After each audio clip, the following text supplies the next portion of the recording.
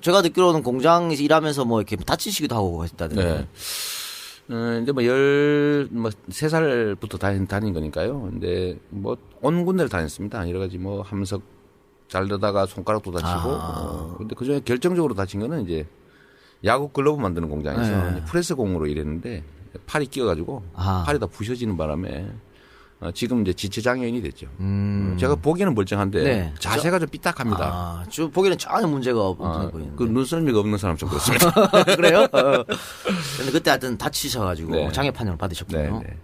그러면 대단히 힘드셨을 것 같아요. 그때 우리가 전태일 열사 뭐 사건도 있었지만 네. 근로기준법이 있었음에도 불구하고 그냥 명목상 존재했었던. 그렇죠. 저는 공장을 다닐 때 검정고시를 공부하게 된 계기가 저도 한번 그 관리자 돼서 공장 노동자들 때려보려고 이러면 안 되는데 제가 공장을 딱 들어갔는데요. 그때가 76년도 소위 군사정권 시대 아닙니까? 갔더니 공장에서 일하는 사람이 전부 군복을 입고 있는 거예요. 그리고 대개 저 같은 나이에 이제 어린 소년 노동자들인데 아침에 출근을 하면 줄을 쫙 세워놓고 빠따를 쳐요. 이유 없이? 네, 이유 없이 이제 군기 잡는다고. 그리고 저녁 때 퇴근할 때 되면 또 빠따를 쳐서 집으로 보내고 이제 군기 잡는다고. 그러니까 아침 저녁으로 맞고 다니다 보니까 너무 괴롭잖아요. 일하는 것도 힘든데. 그래서 나도 관리자 한번 해봐야지. 그리고 내가 그 관리자를 나름 분석을 했는데 그 관리자가 기껏해 고졸이더라고요. 예. 야, 이거 나 고졸 자격증 받으면 나도 관리자 돼서 안 맞고 때리고 살 수 있지 않을까. 뭐 이런 아주 황당한 생각을 해서 검정고시 공부를 시작하게 됐죠, 사실은.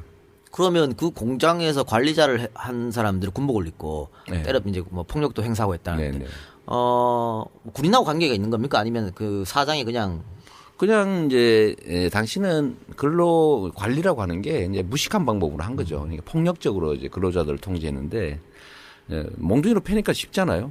뭐 예를 들면 법에 허용되지 않는 행위이긴 하지만 당시야 뭐 그런 생각 없었던 거고 마구 두들겨 패도 괜찮고 뭐 저는 가끔씩은 이렇게 왜 검투사 시합하듯이 이 애들끼리 권투 글러브 끼워서 싸움 시켜놓고 또 더 황당한 거는 이제 지는 사람이 그날 일당 다 내고 이제 고참들 아이스크림 사주기 뭐 이런 거 그런 것도 있었습니까? 그럼요. 그래서 이건 뭐 완전히 무법천지죠. 네, 좀 무법천지네.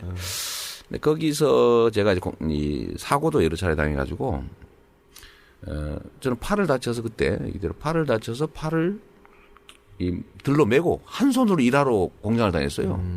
그 와중에도 원래는 다치면 70% 주는 거 아닙니까? 네. 원래 당시 법도 그랬죠. 그런데 뭐 전혀 안 줘요. 안 주니까. 안 주니까 뭐 먹고는 살아야 되고 그러니까 팔을 이렇게 치료를 받으면서 한 손으로 일하러 출근을 했죠. 몇 시간씩 일하셨어요? 그때 당시는 대개는 뭐 아침 8시부터 저녁 한 8시, 10시, 뭐 심하면 새벽 2시. 12시간 이상씩. 네. 뭐 야근 수당, 작업 수당 이런 건 당연히 없었을 테고. 뭐 주기는 줬는데 뭐 전혀 안 주진 않고요. 뭐 라면 한 개 주고 뭐. 그러니까 제가 야식이라고 라면 한 개 주고 그랬는데 제가 그래서 그때 당시에 배운 노래가 하나 있습니다. 네. 제가 그 좋아하는 노래 중에 하나가 이제 하남석의 밤에 떠난 여인인데 네. 제가 그 고무공장을 다닐 때 그게 유행을 했어요. 한 77년 정도? 그 노래가. 그 노래 그때 유행해서 밤 12시부터 새벽 4시까지 통금이잖아요. 근데 철야 작업을 하면 2시에 끝나요. 2시간 동안 시간을 때워야 되는 거예요. 집에는 그렇죠. 못 가고. 그 시간 동안에 할 일 없어가지고 맨날 그 공장 친구들하고 노래를 배우는데 그게 이제 하남석의 밤에 떠난 여인이라 요새 가끔씩 부릅니다. 잘은 못하는데. 술 한잔 하시면. 네, 술 먹고 승질 날 때 한번. 그래요. 그러면은 어떻게 보면 정말 인권이 없는 시대에. 그렇죠. 그 공장 또 어떤 그 산업화에 그냥 내던져주신 것 같은데. 그렇습니다. 나중에 인권 변호사로 간 것도 그때 어떤 경험이나 추억이 계기가 됐을까요? 영향이 아주 컸죠. 저는 이제 81년까지 공장을 다니고 이제 82년에 대학을 갔는데 80년, 81년이 묘하게 그 소위 광주 민주화 운동 시기 아닙니까? 그리고 제가 성남에 있었는데 그때 당시 호남 분들이 참 많았고요. 경상도 사람은 거의 없었어요. 그때도 호남 사람들이 먹고 살 게 없어서 압도적으로 많았죠. 한 70% 이상 이랬던 것 같은데 제가 그때 대학을 가면서 참 가슴 아팠던 게 하나 있습니다. 제가 공장을 다닐 때는 텔레비를 보고 살았잖아요. 텔레비 뭐 전에 듣는 이야기. 그러니까 광주에서 폭도들이 북한의 사주를 받아가지고 대한민국을 망치려고 반역을 해서 뭐 폭동을 일으켰다는 거예요. 텔레비 화면에 보이는 것도 그렇고. 그래서 저도 주변 사람들처럼 욕을 했죠. 저 죽여야 된다. 빨갱이 새끼들. 새끼는 빼주세요. 아니, 그 사람들 한 말이니까. 네네.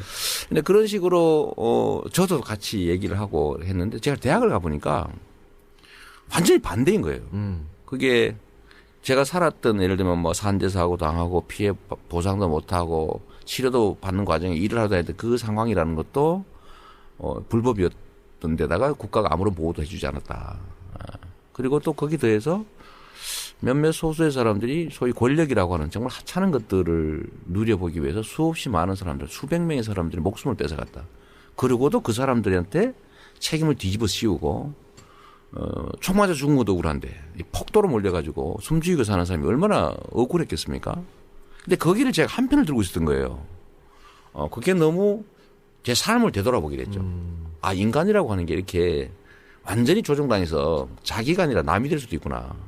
제가 거기서 다시는 이렇게 살지 않겠다 이런 마음 먹었고 또 그런 한편으로 역시 세상이라고 하는 건 계속 그런 식으로 운영돼 간다는 걸 제가 그때 당시 이제 좀 느낀 게 있어서 그때 마음 먹었죠. 세상에 좀 이렇게 기여하고 살아야겠다. 그러면 대학을 들어가서 소위 말하는 의식화가 됐다고 봐야 되나요? 뭐 아니면 세상을 좀 배웠다고 봐야 되나요? 네, 의식화까지는 아니고요. 그냥 세상을 좀 알게 됐고 제 자신이 너무 창피했어요. 제가 했던 말, 행동 이런 것들을 사람이 조종당한 거잖아요. 주체적인 인간이 못 됐던 거죠. 그런 사람들이 또 수없이 수십만, 수백만이 존재한다. 이거 얼마나 슬픈 일입니까? 그래서 자, 대학을 마치고 사법시험 합격한 다음에 이제 성남으로 소위 인권운동을 하기 위해서 갔던 하나의 계기이기도